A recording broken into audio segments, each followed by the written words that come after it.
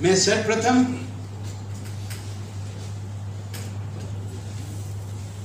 ताज मोहम्मद जी को दो शब्द कहने के लिए प्रार्थना करता हूं। तजाकिस्तान से वहां के प्रमुख व्यवसायी ताज मोहम्मद जी, आदरणीय विजय जौली जी, इस मंच के संचालक आदरणीय भूपिंदर कंसल जी, हमारे मित्र श्री आशीष ब्रह्म भट्ट जी और यहाँ पर उपस्थित सारे मीडिया प्रेस के लोग और हमारे मेहमानगण, सबको मैं सादर नमस्ते करता हूँ, प्रणाम करता हूँ। एक साल पुरानी बात है, श्री विजय जौली जी का मेरे पास फोन आया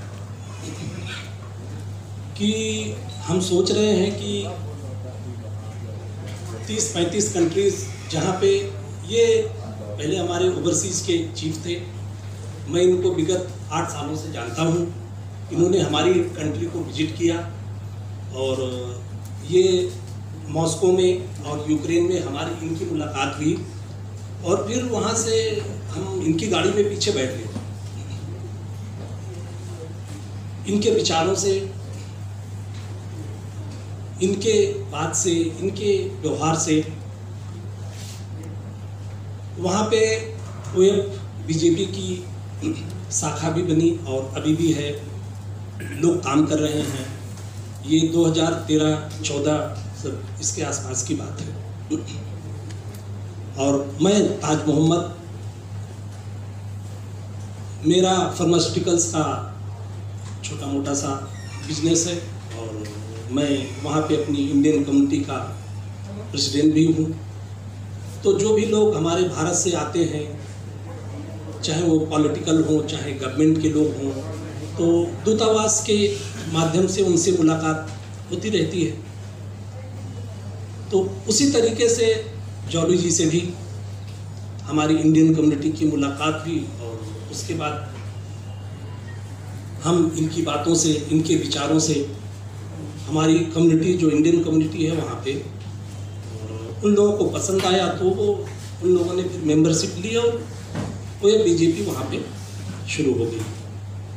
तो अब हम मुद्दे की बात पे आते हैं। ये तो पुरानी बात थी। 1 साल पहले जौली जी का फ़ोन आया तो इन्होंने कहा कि मैं सोच रहा हूँ जो हमने 65-67 कंट्रीज़ में अपनी बीजेपी की ब्रांच लॉन्च की है, तो कम से कम उन देशों से हम उन देशों की पवित्र नदियों का जल इकट्ठा करें और राम मंदिर के गर्भगृह में समर्पित करें।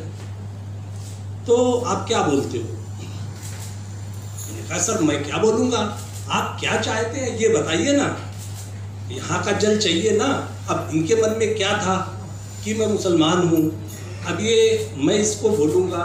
तो मैंने इनको कहा सर 2019 में जब हमारा प्रवासी भारतीय बनारस में सम्मेलन हुआ था, 6,500 वहाँ पे सारे प्रवासी भारतीय आए थे, तो मैं भी आया था और आप भी आए थे।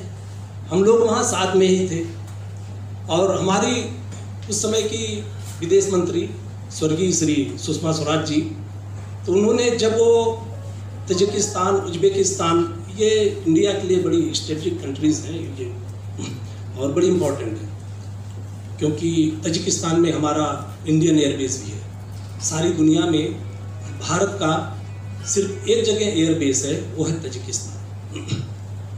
तो इसलिए वहाँ पे प्रधानमंत्री का, राष्ट्रपति का, सारे मिनिस्टर्स की विजिट रहती है। अभी हमारे राजनाथ सिंह जी भी पिछले महीने गए थे। तो सुषमा जी ने वादा किया था कि मैं इस बार जो प्रवासी भारतीय में आएगा और मैं उसको एक टिकट पे 2 फिल्म दिखवाऊंगी। तो प्रवासी भारतीय में आएंगे, एक टिकट पे 2 फिल्म क्या होगी। फिर उसके 1 हफ्ते बाद हम लोगों को ईमेल आया मिनिस्ट्री ऑफ एक्सटर्नल अफेयर्स से कि जो प्रवासी भारतीय में आएगा, प्रवासी भारतीय इस बार बनारस में होगा और उसके बाद हम उसको बनारस के सारे घाटों का दर्शन कराकर जो हमारी भारतीय संस्कृति है उसको विदेशों में फैलाने के बाद, हालांकि है तो सारे भारतीय, पर फिर भी एक रिन्यूअल होना चाहिए ना। कोई 10 साल से नहीं आया, कोई 20 साल से नहीं आया, कोई 5 साल से नहीं आया। तो सरकार ने ऐसा प्लान बनाया और वो सारे बाहर 210 मिलियन 2.1 करोड़ भारतीय हैं जो देश के बाहर रहते हैं।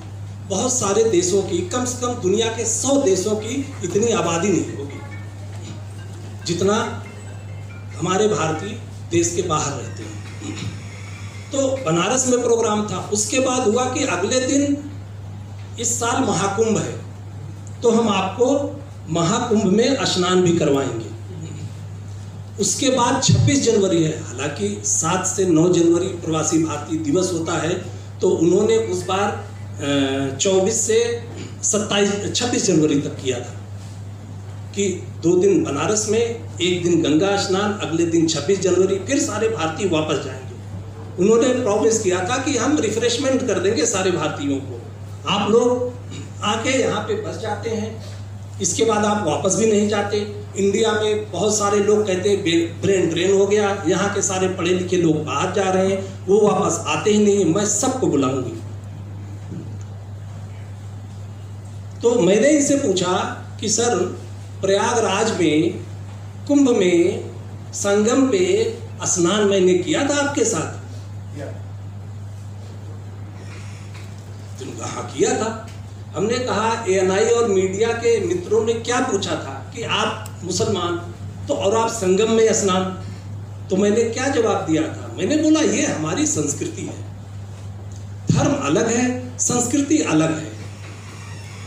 यहाँ पे हम मुसलमान बन जाएं, क्रिश्चियन बन जाएं, किसी और धर्म के हो जाएं, लेकिन संस्कृति जो हमारी भारत की है वो वसुधैव कुटुंबकम, जो कि सारी दुनिया में पढ़ाई और बताई जाती है। जो हम क्यों जानते? क्योंकि हम देश से बाहर रहते हैं, हमें 28-30 साल हो गया देश से बाहर, तो ये चीज़ें हमें पता है, उस वर्ड की इम्पोर्टेंस और उसका मतलब। बाहर के लोग पढ़ा, सारी दुनिया आज से 200, 300, 400 साल पहले से सारी दुनिया आइडियोलॉजी पे चली, चाहे हिटलर हो, मुसोलिनी हो, कात्रे हो, या जो आज की ये आईसिस हो, या ये जो अभी तालिबानी है ये हो, इनकी आइडियोलॉजी है, इनका कोई सिस्टम तरीका नहीं है। वो अपनी कंफर्टेबिलिटी के हिसाब से आम जनता को बेवकूफ़ बनाते हैं और अपना काम करते हैं। उन्हें चाहिए पावर, उनकी सारी आइडियोलॉजी इस पावर के चारों तरफ घूमती है।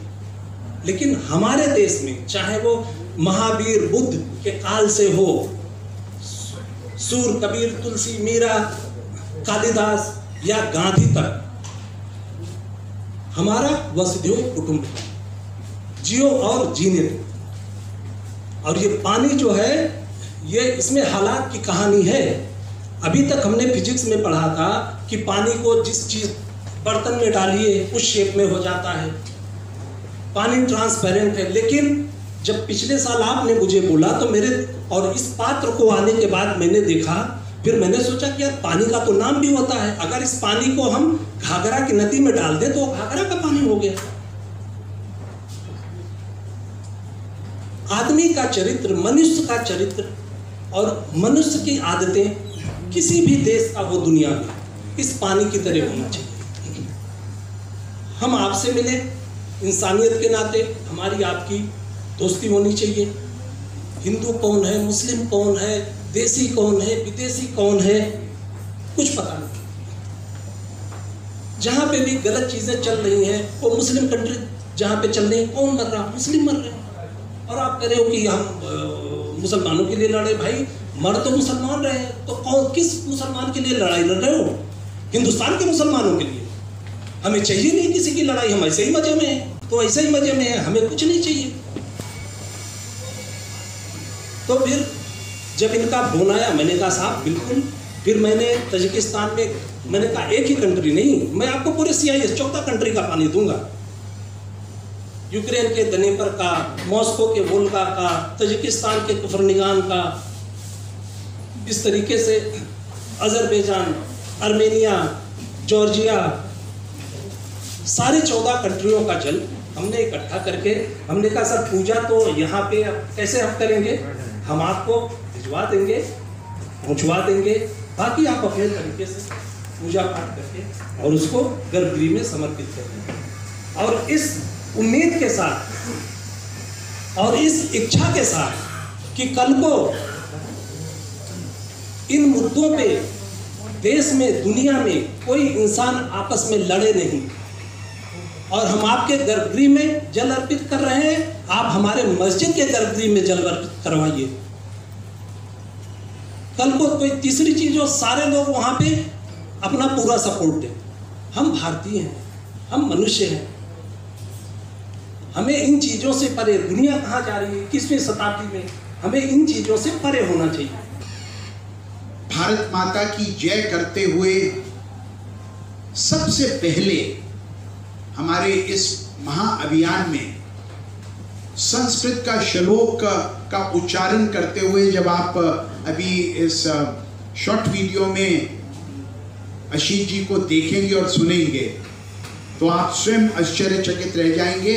आप स्वयं 2 मिनट के लिए आशीष ब्रह्मभट्ट जी के विचारों को सुने। आदरणीय आशीष ब्रह्मभट्ट जी।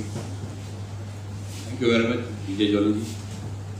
मुझे बहुत लंबा बोलना नहीं आता है, लेकिन जो समय दिया है इसमें आपको मेरी बात प्रस्तुत करूंगा। मैं स्कॉटलैंड में रहता हूँ, मेरा नाम आशीष ब्रह्मभट्ट है।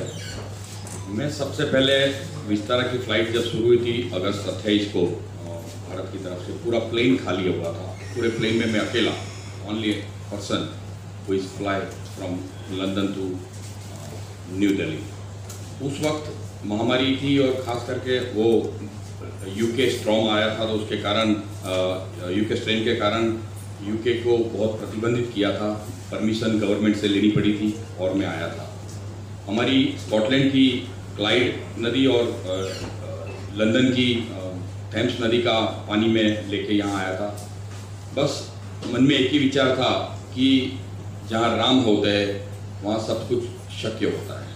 मोदी जी ने बोला है कि मोदी है तो मुमकिन है, तो जहाँ जॉली है तो वहाँ भी मुमकिन है। तो मैं बस वो राम का नाम लेते हुए एक वानर की तरह, एक उनके सैनिक की तरह इस बात को, क्योंकि हम दूर रहते हैं, हमें बहुत सारा मौका नहीं मिलता है अयोध्या जाने का, अलग अलग जगह जाने का, लेकिन ये मौका श्री रामचंद्र भगवान ने मुझे दिया था। मेरा पूरा परिवार, दोस्त, सारे लोग डर रहे थे कि तुम डायबिटिक हो, इस कोरोना में जाओगे, तुम्हें कोई प्रॉब्लम हो जाएगी, ऐसा वैसा बहुत सारा डराया गया था। लेकिन फिर भी मैं आया था। कहते हैं जाको राखी साइयाँ, मार सके ना कोई। वही रामचंद्र भगवान ने मुझे यहाँ तक भेजा। मैं भारत की भूमि में आया, जॉली साहब के ऑफिस गया और उनको मैंने ये जल अर्पण किया। मैं बस इससे ज़्यादा मेरे पास कोई शब्द नहीं है। जय श्री राम कह के मैं अस्तु करता हूँ।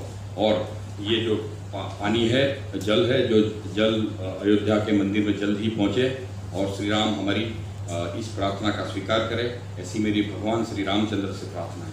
Thank you very much. खास करके मेरे इस कार्य में कुछ परमिशंस लेने थे, एम्बेसीज है, कुछ और भी भारत सरकार से परमिशन लेने थे।